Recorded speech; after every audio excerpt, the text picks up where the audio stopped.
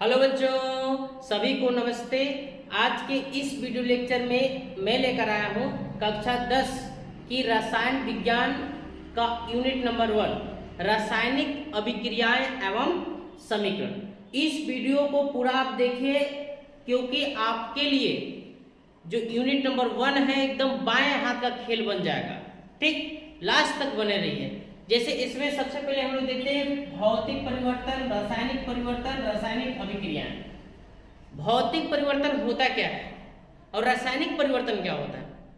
परिवर्तन मतलब होता है बदलाव, यानी कि किसी पदार्थ में बदलाव कर दीजिए, मतलब किसी पदार्थ को बदल दीजिए, अवस्था बदल दीजिए कुल मिलाकर, ठीक ना। अब बदलने के बाद पुनः जैसा था वैसा बना दीजिएगा तो उसको कहते हैं भौतिक परिवर्तन। मतलब पदार्थ को बदल दीजिए, अब बदलने के बाद जैसा था पुनः वैसा बना दीजिए तो उसको कहते हैं भौतिक परिवर्तन।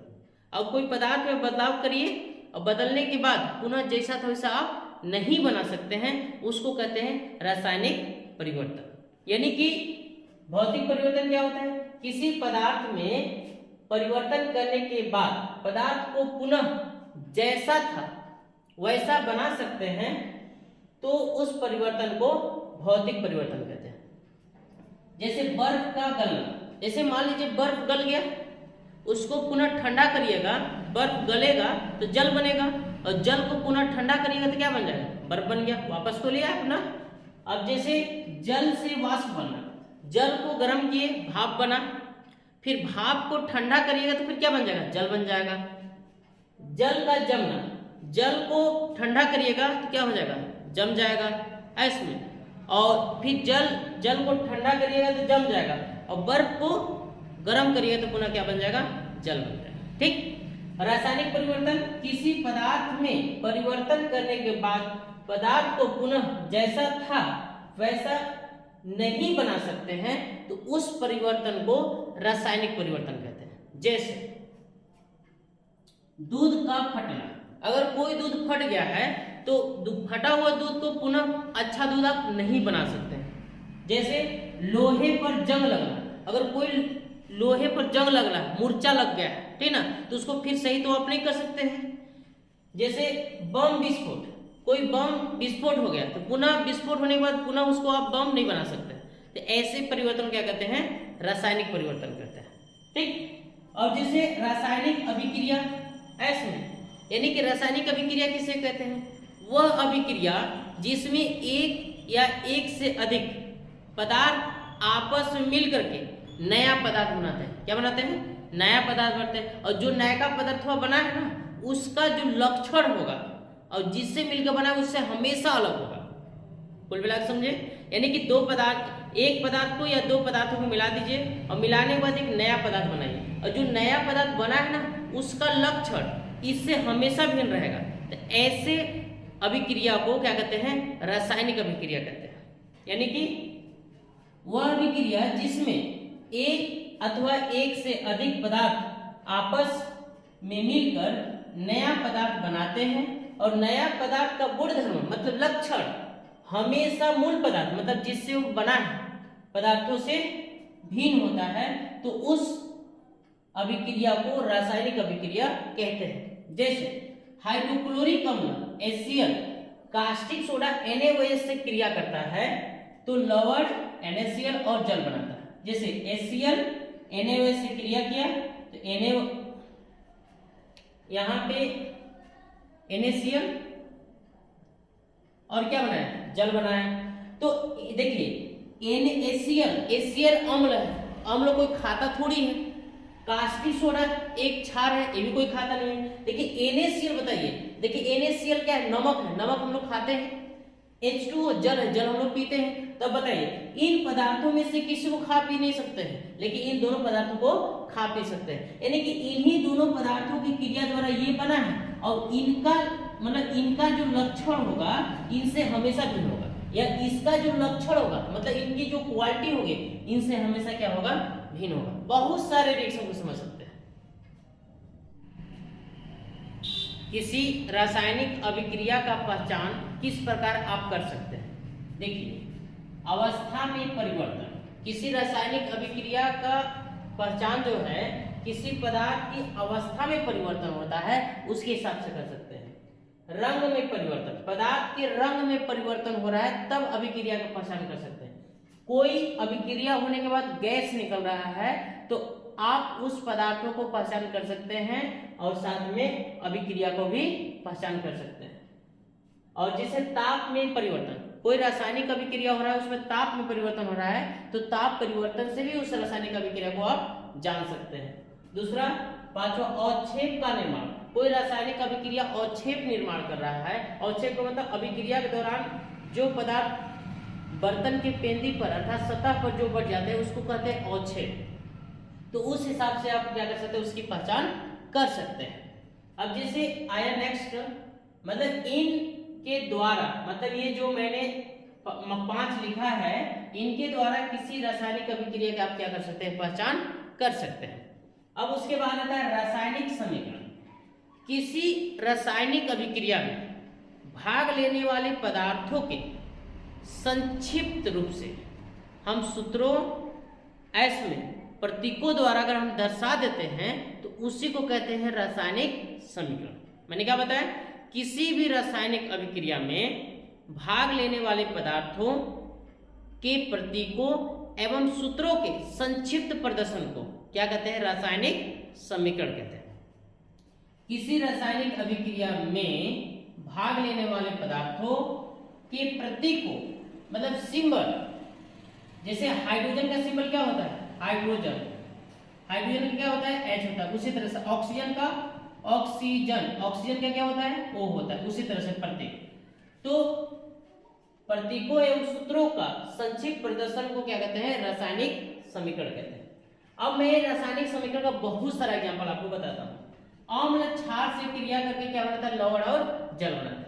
अब कोई भी अम्ल ले लीजिए, जैसे मान लो एसियल हाइड्रोक्लोरिक अम्ल, क्षार में आप ले लीजिए NaOH। तो अम्ल क्षार से क्रिया करके क्या बनाता है, लवण और जल बनाता है। तो लवण कैसे बनता है, देखिए अम्ल का माइनस क्षार की प्लस से क्रिया करता है। तो अम्ल में माइनस ये है, इस पर Cl पर एक माइनस होता है, Na पर एक प्लस होता है। तो प्लस और माइनस बराबर है तो कट जाएंगे, तो प्लस माइनस कोई किसी का आधार बन जाएगा। तो Na क्रिया करेगा Cl से, क्या बनेगा NaCl। और इसका वाला OH माइनस और इसका वाला H प्लस क्रिया करके हम बना लेंगे H2O, ऐसे इस तरह से ऐसे। तो अब रिएक्शन बैलेंस है कि नहीं, गिन लीजिए, Na1 Cl1 ऐसे, हाइड्रोजन 1 और 2 हाइड्रोजन, 1 ऑक्सीजन 1 ऑक्सीजन। नाम भी लिख सकते हैं, हाइड्रोजन क्लोराइड या हाइड्रोक्लोरिक अम्ल, कास्टिक सोडा या सोडियम हाइड्रोक्साइड, साधारण नमक या सोडियम क्लोराइड और ये जल। और भी ले लीजिए, जैसे अम्ल बदल दीजिए, जैसे H2SO4 कर लीजिए। जब H2SO4 क्रिया करेगा NaOH से तो अम्ल का माइनस क्षार के प्लस से क्रिया करता है। तो इस पर 2 माइनस होता है, इस पर 1 प्लस होता है। तो इसका वाला यहाँ, इसका वाला यहाँ, तो ये वाला 1 आएगा तो कोई फर्क नहीं पड़ेगा। ये 2 जाएगा तो क्या बन जाएगा Na2 और ये जाएगा तो क्या बन जाएगा SO4। अब इसका वाला OH और इसका वाला H2 मिलके क्या बना लेंगे, H मिलके H2 बना लेंगे। ऐसे रिएक्शन बैलेंस कर दीजिए, Na 2 यहाँ 2 से गुणा कर दीजिए और यहाँ 2 से गुणा कर दीजिए, बैलेंस हो गया। Na 2 Na, SO4 1 2 हाइड्रोजन और 2 हाइड्रोजन, यहाँ कितना हुआ 4 और 2 ऑक्सीजन हो गए। तो इस तरह से आप बैलेंस करते हैं। बहुत सारा एग्जांपल लिख सकते हैं। ये है कि रासायनिक समीकरण। अब देखिए ध्यान से, अभिकारक क्या होता है, अभिकारक रिएक्टेंट क्या होते हैं, किसी रासायनिक अभिक्रिया में भाग लेने वाले पदार्थों को, किसी रासायनिक अभिक्रिया में भाग लेने वाले पदार्थों को क्या कहते हैं, अभिकारक कहते हैं। किसी रासायनिक अभिक्रिया में भाग लेने वाले पदार्थों को क्या कहते हैं, अभिकारक कहते हैं, ठीक है ना।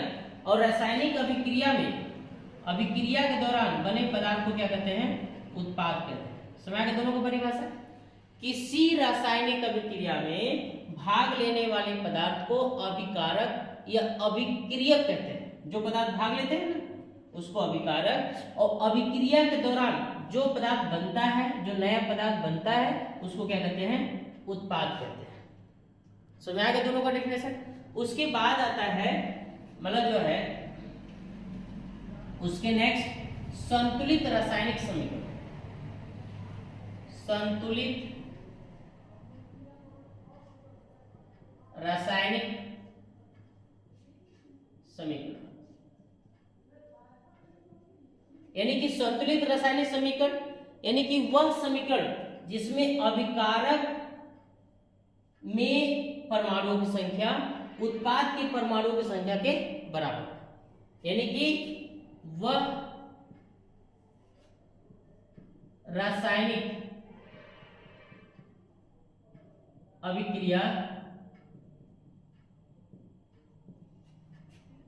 जिसमें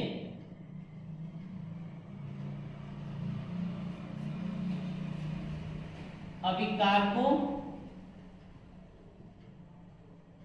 एवं उत्पादों में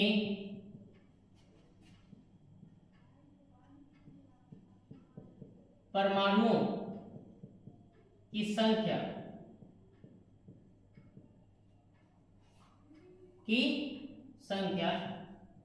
बराबर होती है तो उसे संतुलित समीकरण कहते हैं। तो उसे क्या कहते हैं?